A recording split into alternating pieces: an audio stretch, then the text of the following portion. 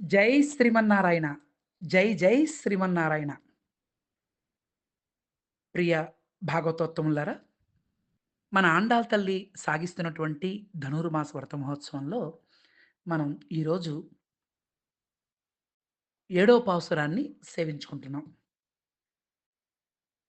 సాక్షాత్తు లక్ష్మీదేవి ఈ భూమి మీద గోదాదేవిగా అవతరించి 30 పాటలు పాడిందని, వాటిని తిరుప్పావై అని అంటారని, తిరు అంటే మంచి అని, పావై అంటే పాట అని, మంచి పాటలు అని, తిరు అంటే మంచి అని, పావై అంటే వ్రతమని, మంచి వ్రతమని, మార్గళీ వ్రతమని, ధనుర్మాస వ్రతమని, స్నాన వ్రతమని, స్త్రీ వ్రతమని మన వాళ్ళు చాలా అందంగా కీర్తిస్తారు ఈ ధనుర్మాసాన్ని. మనిషి జీవితానికి లక్ష్యం ఏమిటి అన్నదేదో మనకి అమ్మవారు గోదాదేవి తిరుప్పావై పాసురాల్లో చాలా అందంగా, అద్భుతంగా మనకి అనుగ్రహిస్తున్నారు. మనకి మొదటి 2, 3, 4, 5 పాసురాల్లో కూడా మనిషి జీవితం ఎలా ముందుకు అడుగులు వేయాలి? ఈ లోకాలన్నీ పాలించేదెవరు? సాక్షాత్తు శ్రీమన్నారాయణుడే. ఆ శ్రీమన్నారాయణ్‌ని ఆశ్రయించాలంటే ముందుగా మనం గురువుగారిని ఆశ్రయించాలి. గురువుగారు మనకి మంత్రాన్ని ప్రసాదిస్తారు. ఆ మంత్రం ఎవరు? గురువుగారు మనకి నందగోపాలుడు. మంత్రం ఎవరు? మంత్రం మనకి యశోదమ్మ. మ మంత్రం, మంత్రం చెప్పినట్టు భగవంతుడు వింటాడు. అందుకే మనం గురువుగారి దగ్గర మంత్రాన్ని ఉపదేశం పొందుతాం. ఆ మంత్రం నిత్యం మనం అనుష్ఠానం చేస్తూ ఉంటే, చక్కగా అనుసంధానం చేస్తూ ఉంటే, భగవంతుడు మంత్రానికి లోబడి ఉంటాడు. మన మన పెద్దలు చాలా అందమైన మాట చెప్తూ ఉంటారు. దైవాధీనం జగత్సర్వం. దైవాధీనం జగత్సర్వం. ఈ జగత్తంతా కూడా దైవం యొక్క ఆధీనంలో ఉంది అని అందంగా చెప్తుంటారు. మరి ఆ దైవం మంత్రాధీనంతు దైవతం. ఆ మంత్రం జగత్తుకి భగవంతుడు జగత్తంతా భగవంతుడికి లొంగి ఉంటే, భగవంతుడు ఎవరికి లొంగి ఉంటాడు? మంత్రానికి లొంగి ఉంటాడు. ఆ మంత్రం ఎవరికి లొంగి ఉంటుంది? గురువుగారికి లొంగి ఉంటుంది. అందంగా కీర్తిస్తారు మన వాళ్ళు.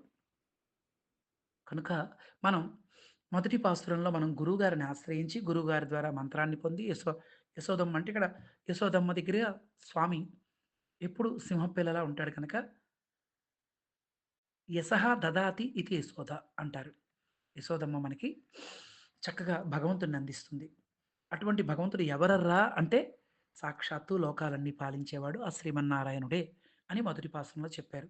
రెండో పాసురంలో ఈ వ్రతానికి కావాల్సిన కొన్ని నియమాలున్నాయి. తెల్లవారినే లేద్దాం.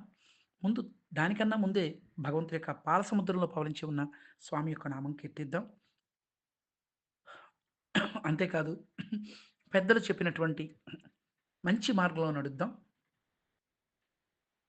భగవంతుడు మనకిచ్చిన దాంట్లో దాన ధర్మాలు చేద్దాం. భగవంతుడు మనకిచ్చిన వరం మంచి మాట. ఆ మాట ఆ మాటలతో ఎవరిని మనసు కష్టపెట్టొద్దు. ఎవరిని బాధ పెట్టొద్దు. ఎవరిని మనం ఇబ్బంది పెట్టొద్దు. భగవంతుడిచ్చినటువంటి వరం ఈ మాట కనుక, ఈ మాటతోటి మనం భగవంతుడి యొక్క అనుగ్రహాన్ని పొందుదాం అంటూ చాలా అందంగా చెప్తూ, మనం అందరం ఆనందంగా జీవిద్దామర్రా! అంటూ రెండో పాసురంలో చెప్పింది. మూడో పాసురంలో నెలకి 3 వానలు కురవాలి. పాడి పంట సమృద్ధిగా ఉండాలని అందంగా కీర్తించిందమ్మ. నాలుగో పాసురంలో భగవంతుడైనటువంటి ఆ శ్రీమన్నారాయణుడి పాదపద్మాలు మనం గట్టిగా పట్టుకుంటే, దేవతలు కూడా మన చుట్టూ తిరుగుతారు అని ఒక అందమైనటువంటి సన్నివేశాన్ని మనకు తెలియజేస్తూ, వానలు బాగా కురవాలి అని అమ్మ అందంగా ఆ పర్జన్య దేవుడిని ప్రార్థించింది. ఐదో పాసనంలో మనకుండేటటువంటి సంచిత, ఆగామి కర్మలు, సంచిత, ప్రారబ్ధ, ఆగామి కర్మలు తొలగిపోవాలంటే, ఆ భగవంతుడి యొక్క నామస్మరణే మనందరికీ దిక్కర్రా అంటూ చెబుతూ, భగవంతుడి సన్నిధికి ఎప్పుడు కూడా మనం ఎలా వెళ్ళాలి? ఏవో క్షుద్రమైన కోరికలతో కాకుండా, స్వచ్ఛమైనటువంటి మంచి మనసుతో మనం వెళ్ళి, భగవంతుడిని ఏం కోరుకోవాలి? ఏం కోరుకుంటాం? మనుషులం గనక మనకేవో కోరికలుంటాయి.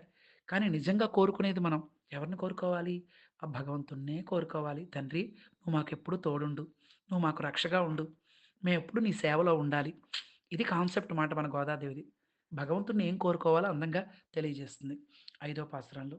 అందరూ కలిసి బయలుదేరదాం అనుకున్నారు. కానీ అందరూ వచ్చారా, కృష్ణయ్య అందరిని రమ్మన్నాడు. ఏ ఒక్కరిని రాకపోయినా ఇంటి యజమానికి ఒకప్పుడు ఇంటి యజమానికి 10 మంది, 15 మంది అప్పట్లో సంతానం బాగా ఉండేవారు. 10 మంది పిల్లలు ఉండేవారు. ఇంటికొచ్చిన యజమాని పెద్దవాడు తిన్నాడా? రెండో వాడేటి ఇంకా కనబడలేదు? మూడో వాడికి కాళ్ళు నొప్పొచ్చింది ఎలా ఉంది? నాలుగో వాడు స్కూలుకెళ్తున్నాడా? పెద్దమ్మాయి ఏది? ఏంటి ఇంకా చదువుతూనే ఉందా? పడుకోమను. ఆ మధ్య హెల్త్ బాగోలేదు. పడుకోమను. రేపు చదువుకోవచ్చులే. ఇలాగ ప్రతి ఒక్కరి యొక్క క్షేమాన్ని కోరుకుంటూ ఇంటి యజమాని ఎవరెవరొచ్చారు? ఏమిటి? వారికేం కావాలి? అన్నీ చూసుకుంటూ ఉంటాడు. అలాగే అఖిలాండ కోటి బ్రహ్మాండ నాయకుడు కృష్ణ పరమాత్మ గూడా అందరిని రమ్మన్నాడు కదా! ఏ ఒక్కరు రాకపోయినా అడుగుతాడు. అయితే రేపల్లెలో 5,00,000 ఇల్లులున్నాయట. ఒక్కొక్క ఇంటికి కూడా ఐదుగురు ఆడపిల్లలు. మరి అందులో మామూలుగా మనకి ఏదైనా ఒక పుణ్యక్షేత్రం పుణ్యక్షేత్రంలో స్వామిని దర్శించుకోవాలంటేనే ఇంటిల్లపాది వెళ్తాం. మరి అటువంటిది కృష్ణయ్యే అక్కడ ఉన్నప్పుడు ఒక్కొక్క ఇంటికి ఒక్కొక్క ఆడపిల్లే వస్తారా? హుహు. ఐదుగురు ఆడపిల్లలు, గోపికలందరూ వచ్చారు. అంటే ఇంటికి ఐదుగురు ఆడపిల్లలు. 5,00,000 ఇల్లులు అంటే 25,00,000 మంది గోపికలు. అందరూ వచ్చారా? అంటే 10 మంది రాలేదట. ఆ 10 మంది ఎవరు? అంటే 10 మంది మరి 10 మందిని రాకపోతే మరి భగవంతుడు ఆ 10 మందిని తీసుకురండి మళ్ళీ వెళ్ళిపోండి అనంటే, అమ్మో! అని చెప్పి మన ఆండాళ్ళ తల్లి, సరే ఆ 10 మందిని కూడా తీసుకొని వెళ్దామర్రా అని చెప్పి అనుకున్నారు. అందులో నిన్న ఆరో పాసురంలో మొదటి గోపికను లేపారు. పక్షులు కిలకిలా రావాలు. అలాగే పక్షులకి రాజైనటువంటి గరుత్మంతుడు ఉండే ఆలయం విష్ణాలయంలో తెల్లని శంఖం యొక్క శబ్దం వినబడలేదా అని చెప్తూ 3 గుర్తులు చెప్పారు. ఏంటది? పూతన ఘట్టం, శకటాసురుడి ఘట్టం, యోగులు, మునులు కూడా హరినామ స్మరణ చేస్తున్నారు. అంటూ నిన్న మొదటి గోపికని లేపారు. ఈరోజు రెండో గోపికని లేపుతున్నారు. ఓకే. పాసురంలోకి వెళ్దాం. మీరందరూ రెడీగా ఉన్నారా? యెస్. మీరంతా రెడీయే. ఆండాళ్ దివ్య తిరువడిగలే శరణం. கீசு கீசென்று எங்கும் ஆனை சாத்தன் கலந்து பேசென பேச்சரவம் கேட்டலையோ பேயப் பெண்ணே காசும் பிறப்பும் கலகலப்ப கைபேர்த்து வாசனரங்குஜ లాయచ్చియర్ మట్టినాల్ ఓసై పడుத்த தைரரவம் கேட்டலையோ நாய்கப்பின் பிள்ளாய் நாராயணன் மூர்த்தி கேசவனை பாடவும் நீ கேட்டே கிடத்தியோ தேசமுடையாய் திரவேலோ రెంబావాయ్ ఆండాళ్ దివ్య తిరువడిగలే శరణం. ఈరోజు రెండో గోపికని ఈ పాసురం ఏడో పాసురం. లేపడం గోపికని రెండో గోపిక. ఈ మిగతా గోపికలందరూ కలిసి ఈ రెండో గోపికని లేపుతున్నారు. అయితే ఒక గోపికని లేపారు కదా! ఇంక చాలు కదండీ! వెళ్ళిపోదామండి హాయిగా అని అనుకుంటే, అమ్మో! కృష్ణయ్య అస్సలు వదిలిపెట్టడు. ఎవరు రాకపోయినా ఇప్పుడు అమెరికా వెళ్ళేటప్పుడు అక్కడ పాస్‌పోర్ట్‌లో ఏ లోపం ఉన్నా, వీసాలో ఎక్కడ లోపం ఉన్నా వాళ్ళు వీసా రిజెక్ట్ చేస్తారు కదా! అమ్మో! కృష్ణయ్య కూడా ఏ ఒక్కరు రాకపోయినా అమ్మో! అస్సల ఎవ్వరిని అనుమతించడు. అమ్మో! మనం అందరిని స్వామి సన్నిధికి తీసుకెళ్ళాలి. ఎప్పుడైనా భగవంతుడి సన్నిధికి వెళ్ళేటప్పుడు లింగులింగుమంటూ మనం ఒక్కరం వెళ్ళిపోకూడదుట. భక్తులతో కలిసి వెళ్ళాలి. భాగవతోత్తములతో కలిసి వెళ్ళాలి. అప్పుడే భగవంతుడికి ఆనందంట. అటువంటి ఒక అద్భుతమైన సంప్రదాయాన్ని మన గోదాదేవి మనందరికీ నేర్పుతుంది. అయితే భాగవతులు అందరిని కలిసి ఆనందిస్తూ సంతోషంగా ఇప్పుడు మనం ఒక్కరము మనం భగవంతుడిని చూసే కన్నా, భక్తులందరితోటి కలిసి సేవిస్తే ఆనందం ఎలా ఉంటుందండి? తిరుమల వెళ్ళామండి. అక్కడ పెరుమాళ్ని చూస్తున్నప్పుడు, ఆపదమొక్కులవాడా, వడ్డీ కాసులవాడా, గోవిందా, గోవింద అని అంతమంది అన్ని వేల మంది గోవిందనామ స్మరణ చేస్తూ ఉంటే ఎలా ఉంటుంది? గోవింద, గోవింద, గోవింద, గోవింద, గోవింద అంతమంది కలిసి భగవన్నామ స్మరణ చేస్తుంటే అబ్బో! అద్భుతం. అలాగే ఇంట్లో అందరం కలిసి భోజనం చేస్తున్నప్పుడు ఆ అనుభూతి పిల్లలందరూ తింటూ ఉంటే తండ్రికి ఎంత ఆనందంగా ఉంటుంది. అలాగే భగవంతుడికి కూడా మనం అందరం కలిసి ఒక చోట కూర్చొని భగవన్నామ సంకీర్తనం చేస్తూ ఉంటే అందుకే మన పెద్దలు చెప్తూ ఉంటారు. అందరూ కలిసి భజనలు చేస్తే ఎందుకు రాడే మాధవుడు అందరూ కలసి భజనలు చేస్తే ఎందుకు రాడే మాధవుడు చప్పట్ల శబ్దం చప్పట్ల శబ్దం చెవిలో పడితే పరుగును వచ్చును మాధవుడు. అందరూ కలిస్తే అబ్బా! తెల్లవారుజామున చలిగిలి ఏముండదు. తెల్లవారుజామున అందరూ కలిసి ఆహ్, ఆహ్, ఆ స్వామి సేవలో ఉంటే ఆ అనుభూతే వేరు. అబ్బా! తెల్లవారుజాము అయింది లేమ్మా అని లేపుతున్నారు చక్కగా. ఏమని? చాలా అందంగా కీర్తిస్తున్నారు. యమునా నదికి వెళ్లి కృష్ణ పరమాత్మను దర్శించి ఆనందించాలి. లే అమ్మా! ఆ కృష్ణయ్యతో మనం హాయిగా పాడుకుందాం. యమునా తీర విహారీ బృందావన సంచారి గోవర్ధన గిరిధారి గోపాల కృష్ణము రారి. యమునా నది దగ్గరికి వెళ్దాం. కృష్ణ పరమాత్మను దర్శించుకుందాం. లేమ్మా! అని గోపి దగ్గరికొచ్చారు. అయితే అబ్బా! ఇంకా ఇంకా అసలు అసలు తెల్లవారడానికి ఏమిటర్రా గుర్తులు? మీకు తెల్లారింది అని అంటున్నారు. చూపించండి ఏమిటి తెల్లవారిందని చెప్పడానికి ఏమిటి గుర్తులో చెప్పండి? అని బహుశా లోపల ఉన్న గోపిక అందేమో ఏంటో వీళ్ళు చక్కగా అందరూ కలిసి కీసు కీసెన్రు ఎంగుం ఆనై చాత్తన్ ఇక్కడ కూడా ఆహ్, అమ్మా ఇంకా తెల్లవారకపోవడం ఏంటమ్మా? నలుదిశలా చూడండి. కీచు కీచుమంటూ భరద్వాజ పక్షులు పలికిన పలుకులు వినలేదా? கீசு கீசென்றெங்கும் ஆனை சாத்தன் கலந்து பேசன பேச்சரవం కేట్టెలయ్యో పెయ్యపెన్నే పెయ్యపెన్నే అంటే ఓ పిచ్చి పిల్ల ఇంకా ఇంకా తెల్లవారిపోవడం ఏంటమ్మా చూడమ్మా నలుదిక్కులా కూడా తెల్లవారిపోయింది కీజువానం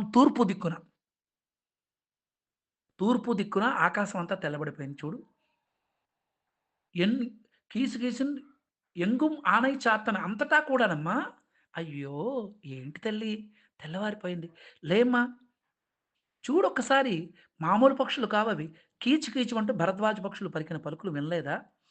ఆ పక్షులు అయితే ఈ పక్షులు లేచి ఆహారం కొరకై వెళ్ళే శబ్దం నువ్వు వినలేదా? పక్షులకుండే గొప్పతనం ఏంటో తెలుసా? నిన్నటి గోపికలు లేపినప్పుడు ఆహ్, అప్పుడే నిద్ర లేచాయి పక్షులు. కిలకిల రావాలు చేస్తున్నాయి. వినలేదా నిన్నన్నారు. ఇవాళేమంటున్నారు?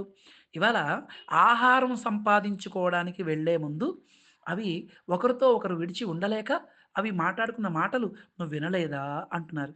అబ్బా! అద్భుతమైనటువంటి భరద్వాజ పక్షులంటారు. భరద్వాజుడు అని చెప్పి ఒక మహర్షి. భగవంతుడిని భగవంతుడి కోసం తపస్సు చేశాడు. భగవంతుడు ప్రత్యక్షమయ్యాడు. "ఏం కావాలయ్యా నీకు?" అని అడిగితే, "స్వామి నాకు 100 సంవత్సరాల ఆయుష్షుని ప్రసాదించు, పురుష ఆయుష్షుని." "ఎందుకయ్యా?" "నేను బాగా చదువుకోవాలి" అన్నాడు. "వేదాలు చాలా ఉన్నాయి కదా! అవన్నీ చదివేసుకోవాలన్నాడు."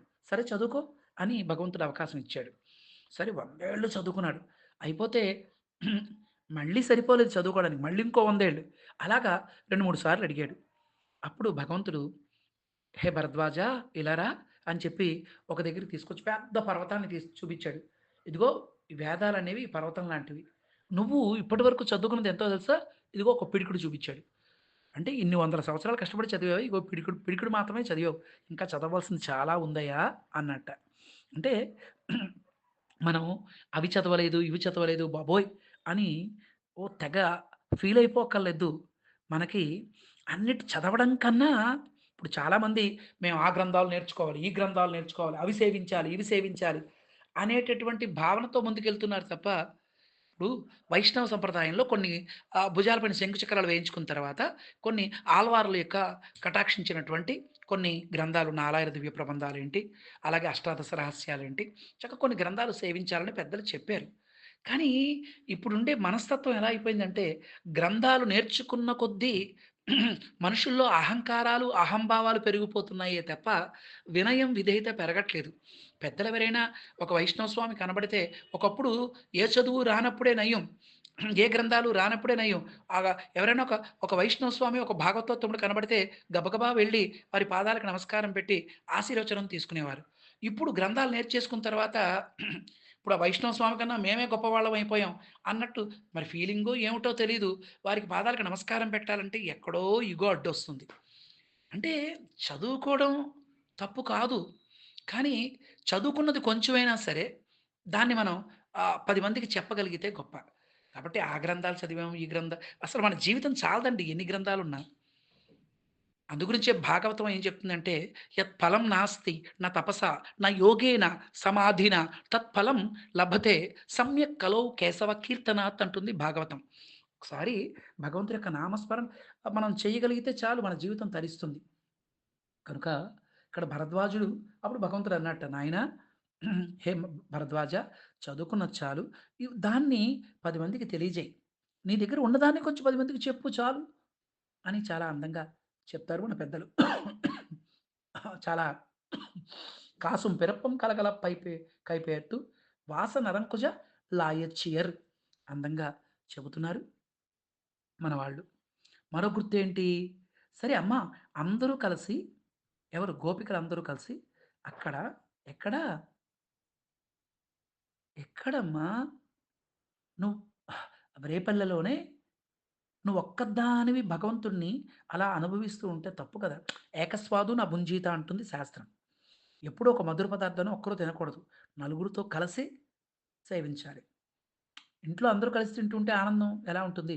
భగవద్భక్తులందరూ ఒక చోట కూర్చొని ప్రసాదం పుచ్చుకుంటే అనుభూతి ఎలా ఉంటుంది? తలుపులు 2 వేసేసుకొని లోపల మనం ఒక్కరం తింటూ ఉంటే ఎలా ఉంటుందండి? అయ్యో! ఓ పిచ్చి పిల్ల, పిచ్చి పిల్ల అన్నారు. ఈవిడకి బాగా పిచ్చి. ఏం పిచ్చి? ఆ కృష్ణయ్య అంటే పిచ్చి. ఒక్కదానివే అనుభవిస్తే కరెక్ట్ కాదు కదమ్మా! భగవంతుడిని అందరూ కలిసి సేవించుకోవాలి. ఎవరితోటి? భాగవతోత్తములతోటి పరమాత్మని మనం సేవించుకుంటే ఆ అనుభవం చాలా గొప్పది. సరే మీరు చెప్పిన పక్షుల శబ్దం నాకంతగా రుచించలేదు. తెల్లవారడానికి ఇంకా ఏమైనా ఆనవాళ్ళున్నాయేమో చెప్పండి అంది లోపల గోపిక బహుశా. అలా అనుంటుందేమో.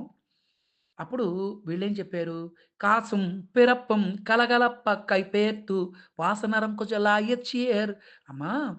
ఈ రేపల్లెలో ఉండేటటువంటి గోపికలందరూ కలిసి తెల్లవారుజామునే లేచి పెరుగు చిలుకుతున్నారమ్మా.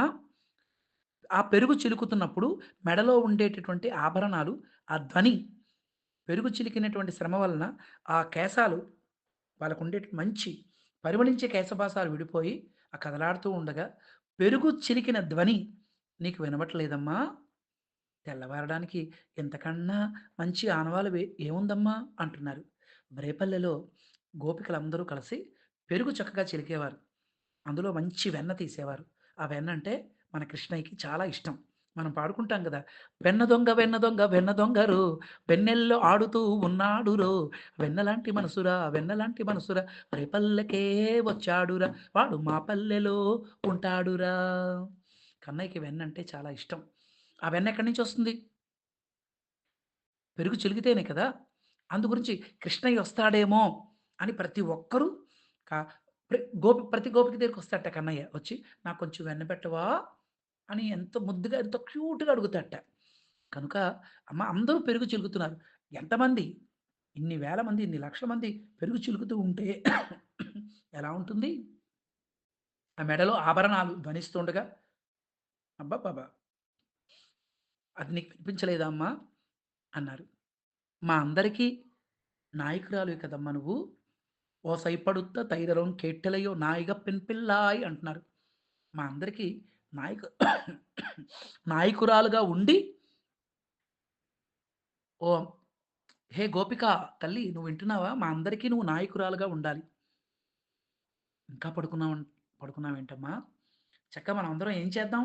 నారాయణన్ మూర్తి కేశవనై పాడుం నీ కేట్టే కిడతియో. చక్కగా హాయిగా నారాయణ, కేశవ హాయిగా భగవంతుడి యొక్క నామస్మరణ చక్కగా చేసుకోవాలి కదా! కులశేఖరాల వార్లు ముకుందమాలలో చెప్తూ నమామి నారాయణ పాద పంకజం కరోమి నారాయణ పూజనం సదా వదామి నారాయణ నామ నిర్మలం స్మరామి నారాయణ తత్వమవ్యయం అంటూ కీర్తిస్తారు. అలాగా చక్కగా మనం కూడా హాయిగా నారాయణ, కేశవ మేమంతా ఒక్కసారి అందరం కలిసి పాడుతూ ఉంటే, అమ్మ మేమందరం కలిసి పాడుతున్నాం. కనీసం నీకు అది ఇది ఆలకించి కూడా నువ్వు పడుకునే ఉన్నావా? ఏంటమ్మా! అదేంటి తల్లి అలా పడుకొనున్నావు? రా తల్లి. ఇంకా పడుకునే ఉన్నావా? అయ్యో!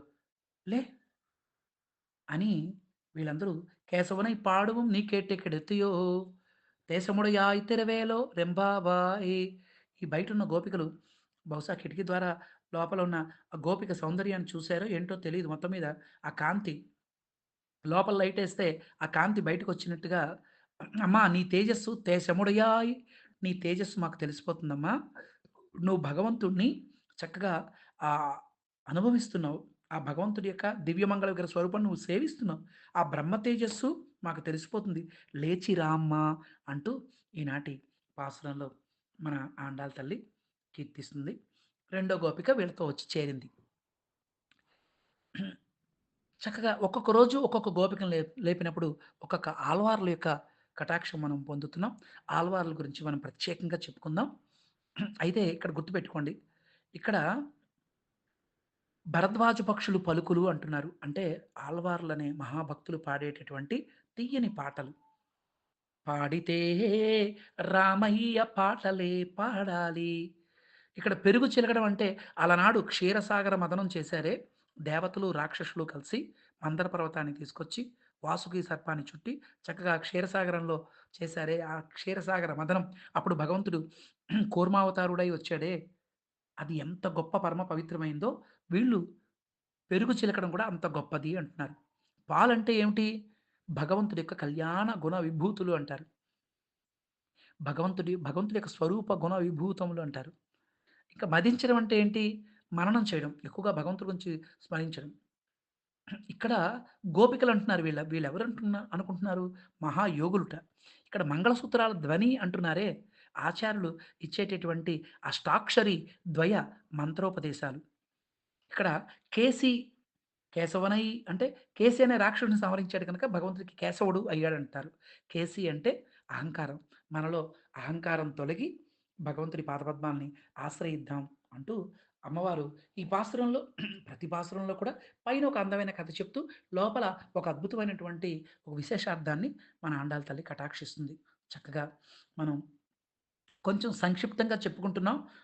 సంక్షిప్తంగా చెప్పుకుందాం అనుకుంటే, ఒక 22 నిమిషాల దగ్గర అయిపోయింది. సహజంగా అయితే ఒక పాసురం గురించి గంట, 2 గంటలు చెప్తారు పెద్దలు. ఎంత అద్భుతంగా ఉంటాయో! మన ఆచార్యులు చెప్తూ ఉంటే అస్సలు కదలబుద్దవ్వదు. ఎంతసేపైనా ఇంకా చెప్పండి, ఇంకా చెప్పండి అని వినాలని అనిపిస్తూ ఉంటుంది. అంత అద్భుతమైనటువంటి దివ్య ప్రబంధం మన తిరుప్పావై. అందులో మనం ఈరోజు రెండో గోపికను లేపాం. రేపు మూడో గోపికని లేపుదాం. ఆండాళ్ దివ్య తిరువడిగలే శరణం. జై శ్రీమన్నారాయణ.